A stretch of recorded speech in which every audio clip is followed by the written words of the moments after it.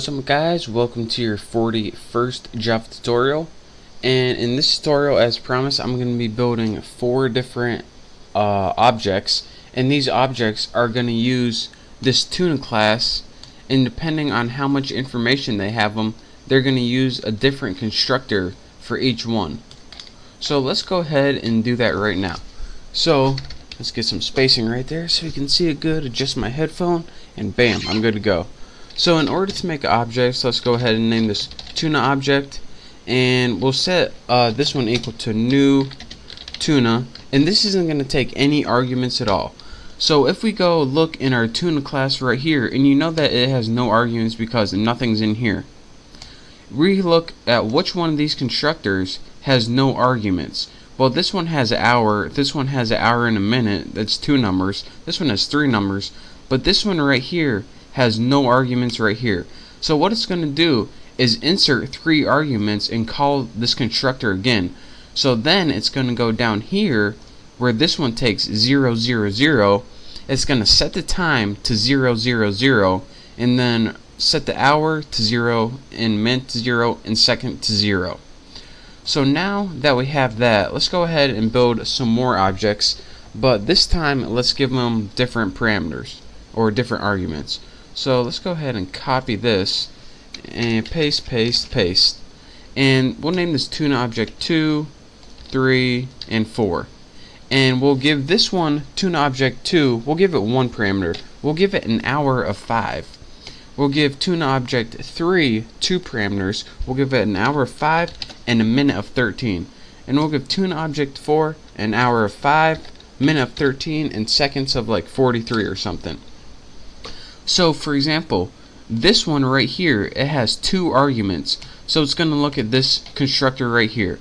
Is this constructor good for me? No, this has 0 arguments and I got 2, so I'm not using you. What about is this constructor good for me? Well, I got 2 numbers and this one only lets me insert 1, so I ain't using you. What about this one? Well, this has 3 and I only got 2, so I don't think so. Oh bam, the last one's just right. I got 2, you got 2, let's use it, baby. So that pretty much what happens with these objects. That's what's going on right now. But now that we got these objects, let's go ahead and actually use them. And so let's just go ahead and print out the time. So system out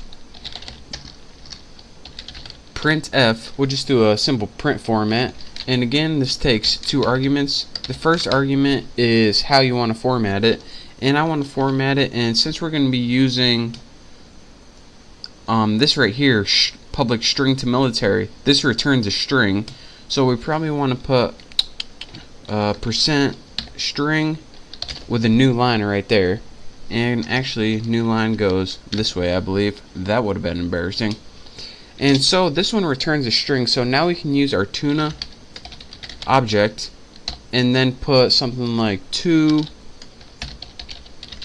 military with no arguments. And what this is going to do is going to return our tuna object with no arguments right here. So let's go ahead, and you might as well do the other ones right now while we got this nice and copied. This is tuna object 2, 3, and 4.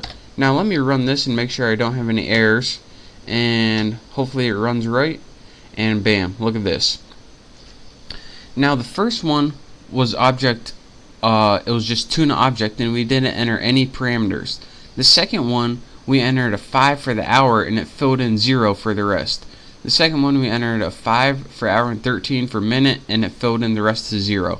And this last one, tuna object 4, it filled in all of them for us, or actually we did it ourselves. So let me see if I can position this right, since my screen recorder is messing up again. And now let me go through one of these and show you guys exactly what it did. Not dud. Why the heck did I say that? So anyways, let's just pick one that you can understand easy. And how about tuna object 3? Right here we made an object that had 2 parameters right here, 5 and 13. So it went to tuna where it creates everything, and it went to our constructors, and it says, alright, which one of these constructors has 2 arguments? This one has 2 arguments right here. So I'm going to use this one. This one has 0, 1, and 3. So I'm going to use this one that has 2. Well, what it did was plugged in, what was our numbers? 5 and 13. It used the 5 for hour, the 13 for minute, and it used the default of 0, and it called this constructor again, but this time it used its 3 new numbers. So whenever you use the 3 numbers, it uses this constructor right here. And what this constructor does is set time. It calls the set time method. So now it says, alright, I'm going to send you to the set time method. So let's scroll down and see what the set time method tells us to do. Well, it tells us to do 3 more methods right here. Set hour was pretty much check if it was between 0 and 24, which it was. It was 5. Set minute checked if it was between 0 and 60, which it was. And set second, that was that 0 it plugged in for us. That we didn't have to do anything for that. So then we said, alright, we're good there. So then when we finally called the to military method, what did it do?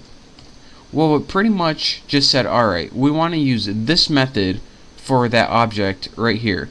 So what we're going to do is get that hour, which was 5, get that minute, which was 13, get that second, which was 0 by default, and I'm just going to return them all to you in a nice, pretty looking string format right here. So that is why whenever we called this to military, it just outputted this string right down here, 5130. So that is, of course, a very complicated way, but again, you need to know it, on how you can use overloaded constructors to, let me scroll down here, to make a bunch of different constructors based on how much information you enter. And in that example I just told you, since we entered 2, it picked this constructor. And that is how you can pretty much use different objects with different amounts of information in it.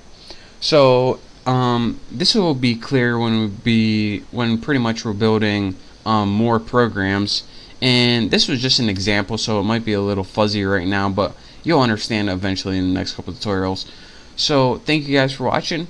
Hopefully you understand at least the basics of overloaded constructors and how they are useful when creating objects with different argument lengths. So again, thank you guys for watching. Don't forget to subscribe to my channel, and I will